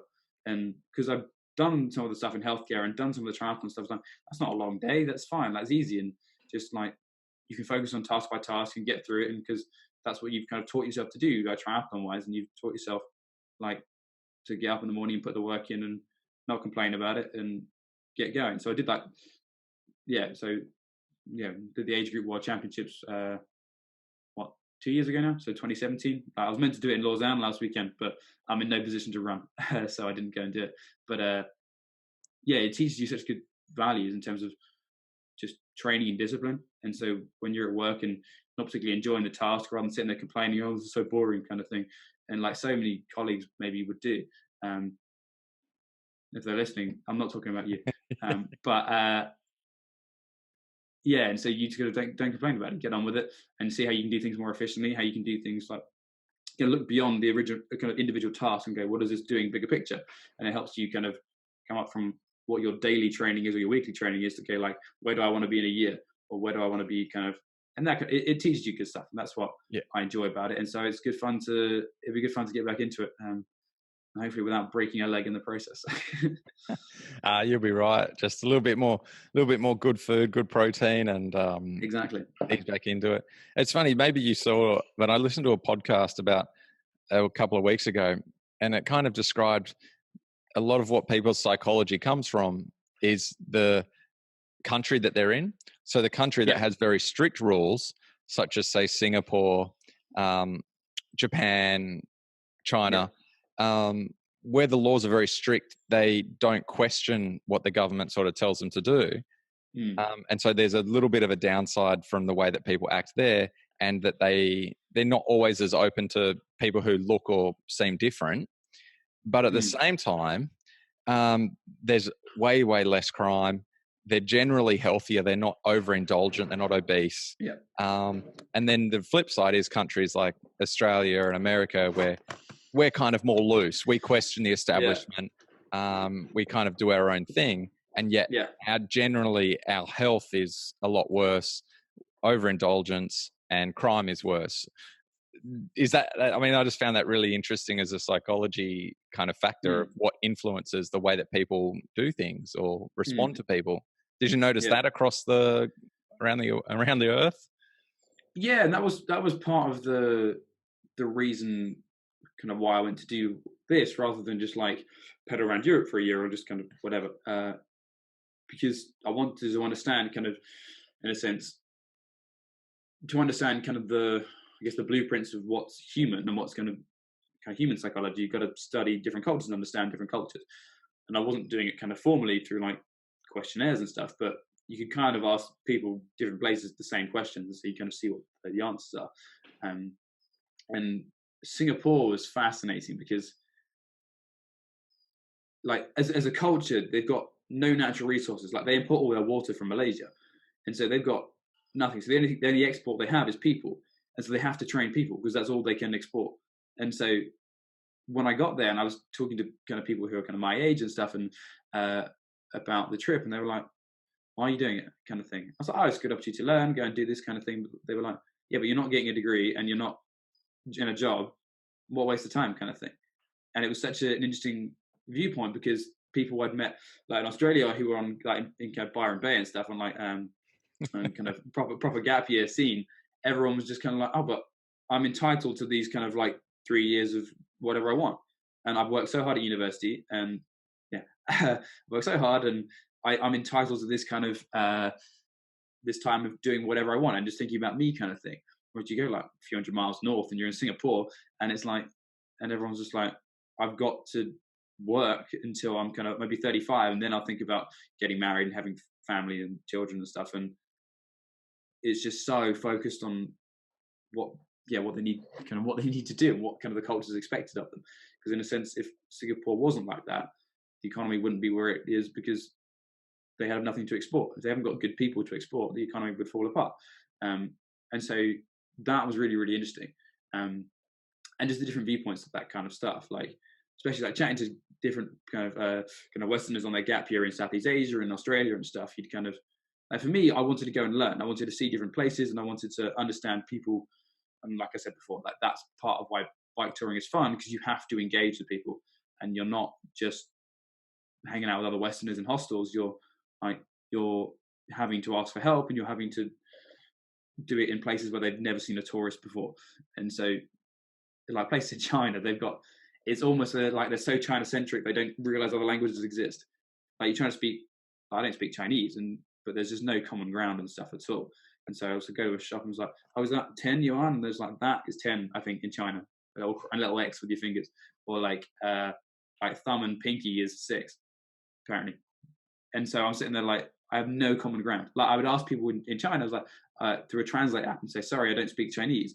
They would write things down for me in Chinese. And it's like, if he doesn't speak Chinese or read Chinese, like how do you even exist? And so they just give you no time of day at all. But you've got like, and so you kind of realize that just how like different some of the cultures are. And so to go to places and like and they just kind of completely no, and you can do it within, they haven't seen a tourist at all, or they're very unfamiliar kind of thing. And so they give you no time, and that's the challenge of doing it. And that's the fun of doing it, of the trip and the way you're doing it, because you're not skipping out large areas of land. You have to go from just A to B and go through all the tough bits and the good bits. But chatting to like gap year people in like Byron Bay and Southeast Asia and stuff, I'd say to them, they talk about a lot of what they've done. And so they say, like, "I've done Southeast Asia, I've done Australia," and it's kind of like just checking boxes, kind of. That's what it sounded like. I said, "Oh, sounds like you've done quite a lot of the world. Like, what have you learned from your trip," kind of thing. And I remember one person was like, "I've learned." I was like, "Yeah, well, what have you learned?" Because for me, like, it was so humbling, but it's so encouraging. And I realized that kind of how much help I need, and how many people are around me I need to lean on, kind of thing. But also what's capable if you are focused on the goal and focused on moving forward each day, and take responsibility for moving forward, and do that. Okay, it's on me. No complaining about it. Just get from A to B. Let's go. And you realize how far you can move by doing that. And I chatted to someone. I was like, "Oh, so what have you learned?" She was like, "Oh, I don't know." I was like, you've been traveling for you've been on your gap year. You've been traveling for like over a year now." It's like, she's like, "Oh, no one's ever asked me what I learned before." It's like, okay, well, I'm asking now. And so she genuinely didn't have an answer. And so she said, "Ask me again tomorrow. Maybe I've got an answer." I asked her, and she never clue. So I was like, "All right, fair enough." So, like, if you want to do that, that's fine. But I struggle to see some of the struggles people are going through in different parts of the world. And then now coming home and seeing friends and stuff, I am struggling a bit with how much money people spend on nights out and going out and drinking and stuff. And in a sense, if you want to do that, that's fine. I'm not being judgmental, but I now struggle to spend like £7 on a beer in London, kind of thing, because it's like, I know that there's someone else if I gave that money to someone else who's selling fruit on the side of the road in Malaysia or something, that like that would kind of change their day or change their week kind of thing. And it's like, yeah. And so I'm struggling a little bit with balancing those things. And that kind of comes back to the decision to go and do medicine and stuff, that I kind of feel as though I want to serve with my life rather than just do what's easy for me. And kind of like, oh yeah, I won the kind of the genetic lottery being born in the UK kind of thing. I can just put my feet up and do something that's easy. I feel as though like doing it is going to make me realize how small the world is. Like you can cycle from Singapore to the UK in a few months, and it's like kind of, yeah. And it's like, oh, that's not as big a thing as I thought it was. Because before, like, our first bike tour was 2011, and I hadn't done much, like, many holidays. I've done a few holidays, like, did like a family holiday to Greece and been to Austria a couple of times skiing. But I haven't really done that kind of much traveling, like maybe many other families might have done. And so when in 2011, my oldest brother was like, oh, we should cycle to Paris in the school holiday. And I was like, I just bought a road bike, and I was like, I don't really want to. It seems a bit, I don't know whether I could. And we ended up doing it. It took us like 5 days because we had a really quite bad weather. But like 5 days to do 500 kilometers and rode down to Paris. And we got to Calais the first day. It's from London down to Calais in a day. So that kind of northern bit of France, just across the channel. And like, oh, France isn't that far away. Like, and you kind of, oh, we got to Paris. And so it's like, oh, I'm practically home. And you realize how close that is. And you're like, then a couple of years later, went with my younger brother.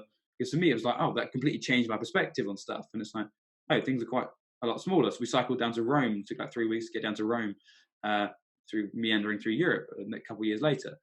And then the year later, we had all the equipment, and we realized we weren't going to, me and my younger brother realized we were going to be busy that summer. We had like 5 days before he went on holiday and I went to go and do something else. So we're like, oh, do you want to go do something like a bike trip this year? So went to Amsterdam, did London to Amsterdam, like was left the next day kind of thing. And it completely changes your perspective in terms of like, oh, you can just go and just take very little things, and the world becomes so much smaller. And so I struggle now to kind of put that in a box and say that's the other side of the world, and say like, I'm fine spending hundreds of pounds on a night out kind of thing when you give that money to someone else in a different country. And it's like, we're all people, you know. And that sounds very gap year and very cliche, but like I struggle with it more. So I feel as though now I've got to use the opportunity, and I want to use the opportunity I've been given by kind of being born here, and with the ability to study medicine, and kind of the work ethic that I've developed and learned. And I need to and want to use that and apply that so I can help other people in other situations. And not just be like, oh, brilliant, I'm in the UK, I can get a job that's all right, and sit around, chill in London, and go out every week. And I think I get bored immediately. Like, and then you'd be, everyone else, like, it's not the same, but Jamie and I just spending the 2 weeks that we did living in a house in Japan, in a fairly traditional house, a couple of months ago. And yeah, that looked cool. Living with not a lot, like really bare minimalist, because it was only the stuff that we could take with us, and we had to pack very light to take our bikes and everything. And in the house, it's a pretty minimalist house. And I came back and was like, oh my God, Jamie, we've got to get rid of a lot of this stuff because we've got cupboards that are overflowing with stuff. We've just got to sell it and like actually get money and then keep the money and not buy new stuff with it. Like instead of this turnover of money and just buy new stuff, then we get rid of the old stuff. And I was like, let's just not get new stuff and get rid of this stuff. So that, but as well, what you said really, what you said about the people, like the gap year people that don't have a goal. And because they don't have a goal, like each day, they're not learning anything each day. So it's amazing how you linked having a goal with learning. Yeah. And like that became really evident in what you were saying. Like, if you don't have a goal, you won't be learning. Like you can live life, but you're not really going to push yourself in any way that you're going to learn anything if you don't have a goal. Yeah. You end up just kind of just drifting, and you end up just doing kind of the day to day, and end up, not going potentially where you could have gone. And I feel as though like often you have to kind of battle upstream to get towards a goal because it's difficult, or you got to compete against other people because other people are going for the same thing. Like, I guess if what you're going for is of value, then other people, if it's a particular job or particular promotion, like you're not going to be the only person going for it if it's anything worth going for. And so you've got to learn to work and push yourself and work hard. And I think if you're, I don't know how you say it, but like if you're not, then you're not necessarily serving into your family or community or your own life as much as you could be. And that's on you. That's not the product of society, and that's not an oppressive system, whatever. That's just you not putting your head down and working hard enough. And you can always work harder is kind of my is what I've developed, like after even like exams and stuff at school. Like I was quite happy. I've got to thank my older brother quite a lot for how much he's shown into my life, because I was quite happy just drifting through exams at the end of school. So like when I was 16, I was like kind of, oh, I'm an alright student. I was going to get A's and B's and stuff. And he took me to an open day around Oxford University and had a look around. And I was like, wow, this place is gorgeous around here. And he was like, and just kind of bet me and my younger brother, like, I know he didn't have the money, but he said, like, I'll give you £1,000 if, like, I'll give you £1,000 if you get straight A stars at the end of school. And I know he didn't have the money, so we could never pay up or whatever. But I was like, kind of like, challenge accepted. And so I wanted to go and do that. And so I pushed it a lot harder and I didn't get straight A stars, but I was a heck of a lot higher than I would have done. So like, yeah, it was all A's and A stars, but like, and I remember walking home from school on the exam day, I was quite disappointed, but I'd done a bit better than most of my friends, and they're all quite happy, like, just like, yeah, it is what it is. But I was like, oh man, like I have to go back to the drawing board. How can I get better? How do I do this better? And it's been a constant evolution. And like I did so much better in like my final university exams, just because I was kind of constantly evaluating the process of how do I get better in exams. And I guess this was off what that triathlon, this kind of trip teaches you. You just learn by doing it, and you learn through experience, and you learn, like, obviously you don't have to reinvent the wheel, so you read around the subject or try and learn from people such as yourself who know a lot more about triathlon than I do, learn a lot more about the math method than I do. There's no point me starting doing my own kind of math at home. Just read film, like all my own research is like just read Phil's work. He's already done the legwork, and so there's no point reinventing the wheel. Like, try and, if you know people who are doing kind of what you want to do, just model their behavior and ask them how they do it, and what mistakes they made. Exactly. And so you don't have to make the same ones, and that's what's brilliant about kind of just being able to communicate with each other. And like, you can easily got podcasts and stuff like this that you can learn about that kind of stuff, and being away for you, just jump into any podcast. And so I wanted to ask at the start, but have you been inundated with other interviews? Have you done many? Has it been local news? There's been a lot of emails, but not kind of like face-to-face stuff like this. But yeah, I don't know. There's a few more. So the local news didn't come in. We don't really have like TV, like local TV stuff like that. Yeah, it's you're too close to London, basically. Well, yeah, just because it's like, you actually don't really. There's not like local TV channels. There's just national TV channels, just the BBC, and that's basically it. Yeah. And so and because I'm doing nothing Brexit related, I wouldn't get any TV time. That's all on the TV. That's all it is. So exactly. So no, I haven't done a great deal. I'm doing a talk at the bike shop next week. So if it'll probably be, by the time this goes out, I would have done it by now. But I've done it. But so I've got that to come up and plan for and prep. But and otherwise, medical school starts in a couple of weeks. Yeah, 2 weeks, and so it'll be 2 weeks today. I'll be in Belfast, and then getting on with medical school, and going back to university and learning again. And I'm keen to keep learning, and that's what I'm not adverse to going back to university for a few years, because I enjoy the learning process, and it's always difficult, but it's always quite fun when it's difficult to start off with. When you get to exam time, you're like, hey, I didn't know any of this to start the year, and I'm alright at it now. I know a lot of the stuff in the textbook, and it's always fun looking ahead in the textbook going, I should know all this stuff by the end of the year. That's quite a weird place to be. But I can't imagine. That'll be a big change, but I mean, it's like you say, it'll be the same. Set goals, then you'll be learning. Exactly. And that's what like it. Yeah, you can just kind of learn kind of almost a set of principles to apply to a lot of things. It's kind of don't be arrogant about stuff, and be humble in kind of your abilities. Work hard with what you've got. Seek help from people around you, and just put the hours in. And you can always learn how to do things more efficiently, and always get better, and always improve. And it's kind of like, you can always do, which is obviously, just try your best in the exam. It's kind of like, if you don't know what your best is. And so you just keep ever pushing forward what your best could be. And I guess it's part of the fun of triathlon stuff. You're never going to have a perfect race. You could always do things better and always get things,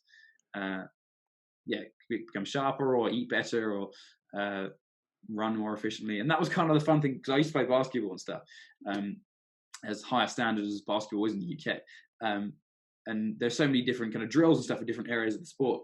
And then moving over to triathlon, it's like, oh, let's just swim, bike, run now. So surely it's like, but you,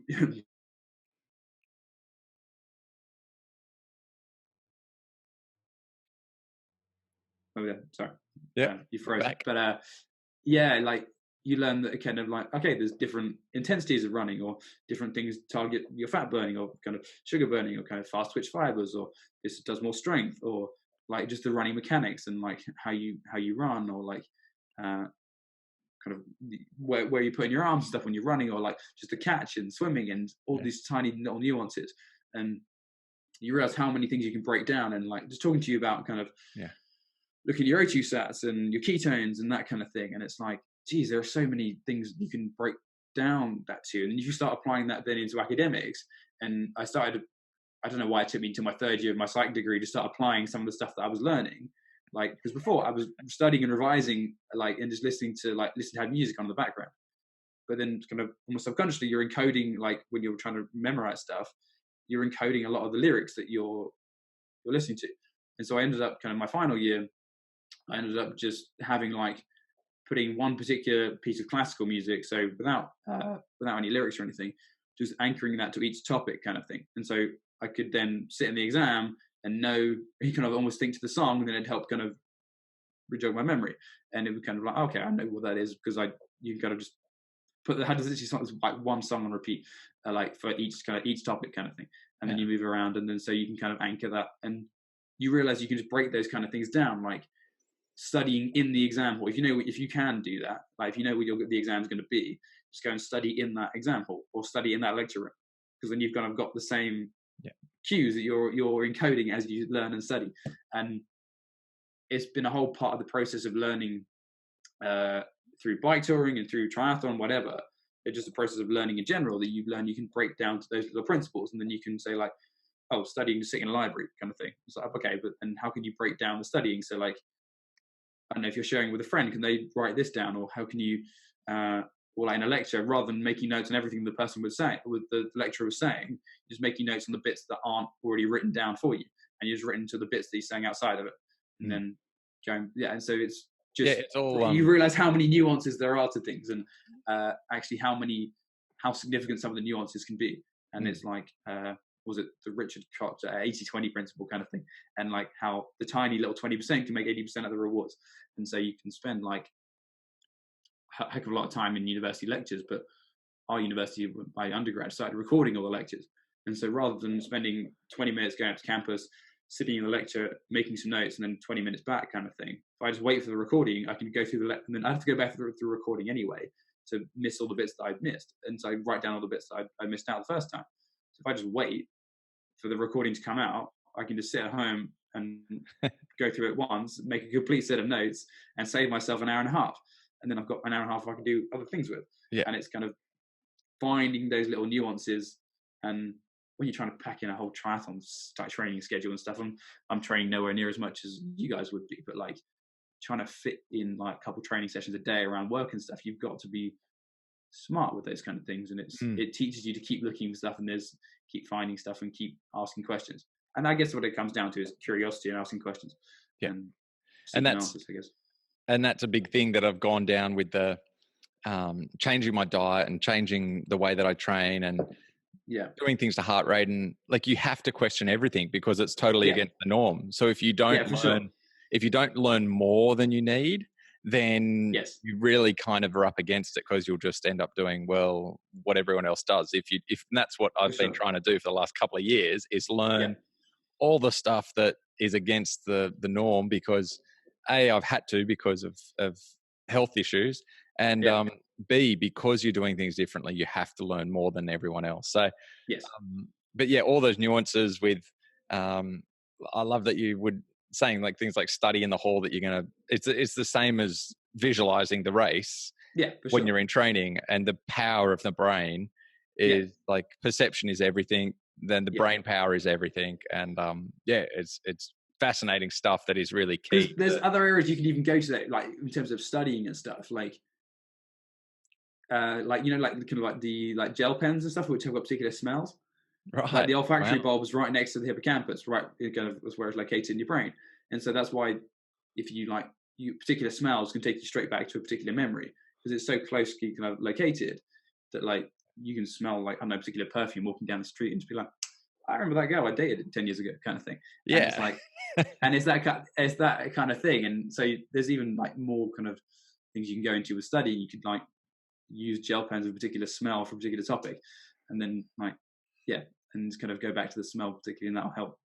There's so many nuances to it, and that's kind of why I love psychology. But there's stuff that you teaches you in triathlon, because you look at it on the face of it and just be like, triathlon's training for a swim, go swimming, and that's kind of like the swim up and down. Then you break it down and go, okay, I've got to work on this particular area of the stroke, and I've got to catch on my legs, and I've got to catch on like how do I do kind of a flip turn better, and that sort of stuff. And it teaches you to keep breaking it down and keep asking questions and keep improving all the little bits, and how that adds up and how significant that becomes. And so it's so it's a good fun learning process, I think. Absolutely. Even bike touring, like the first bike tour, like I planned routes and stuff, but I never planned a route to where I was going to stay. And so I'd get to a town, and this was like back in 2011, 2012, before I'd done, before like data was that readily available and things. And so you get somewhere and it's like, oh, I'm now in the middle of a town, have nowhere near where, I don't know where my accommodation is or where I'm staying, and I haven't got a way of finding it because I haven't got the map. And so I learned over the next few tours, actually, like you know where you're going to stay, and you can kind of plan where you're going to stay on shorter tours. Like I know I plan the route to that person's house, or like to that particular campground or whatever, because otherwise you just end up in the middle of nowhere, and you can like, oh right, I've now got. It's little things like that you don't really think about from kind of a high level, but as soon as you come down to go the nitty gritty, like the tiny bits, you realize how important those bits are, because you end up sitting in some like in the middle of, I don't know, middle of like Florence somewhere, and be like, this is a big city in Italy, and I have no idea where I'm staying, and I've kind of like reserved place on like a hostel somewhere, and I've got no idea where it is, and my Italian is not very good, and so it teaches you that kind of stuff, and that's what I love about it. And so much of it is a mental challenge as well as the physical, and I think it teaches me good things, and I think it would have taught me more than like a surfing holiday for a year. Not like a surf, but you know. Well, I tried to teach you how to surf. Yeah, it was bad. We tried. Well, it's been epic catching up. It's been epic catching up on everything, and how much you've learned and how much you've seen has just been unbelievable. Thanks so much for sharing your story with us. And at only 23 years of age still. 24 now. 24 now. There's going to be heaps more adventures for sure. Yeah, we'll see. So looking forward to seeing all the other stuff that you get up to. We'll see you in Kona in a few years. I'm like, we'll both be back on the start line hopefully then. I'll see you kind of coming down the Queen K the other way when you're about to finish, and I'm just going out for the marathon. I was going to do that. Yeah, that sounds good. I appreciate the opportunity, and for sure. Yeah, anything else? When you're at that point, you got it. Yeah. Anything else you want to add in? Not particularly. Like, if you are interested, look at the highlights. My Instagram's just, my name's at David Haywood, so HAYWOOD. You'd be surprised how many people can't spell wood. But other than that, there's a lot of information on my website and tips and stuff I've done from before, from other trips and things, and little reviews of other trips, and like the world record, like the Guinness World Record I set a couple of years ago, which some person's stolen whilst I was on this trip. Someone's taken it now, but that was the most countries cycled through in 7 days, so it's quite easy to do in Europe. But I appreciate the opportunity, and I appreciate all the tips and stuff you give me on triathlon wise and health and stuff, and I'm looking forward to get back into it. Yeah, unreal. It's been awesome chatting. Thanks for joining us. Thanks heaps for joining us, David Haywood. Cheers. Thanks. Okay. Bye.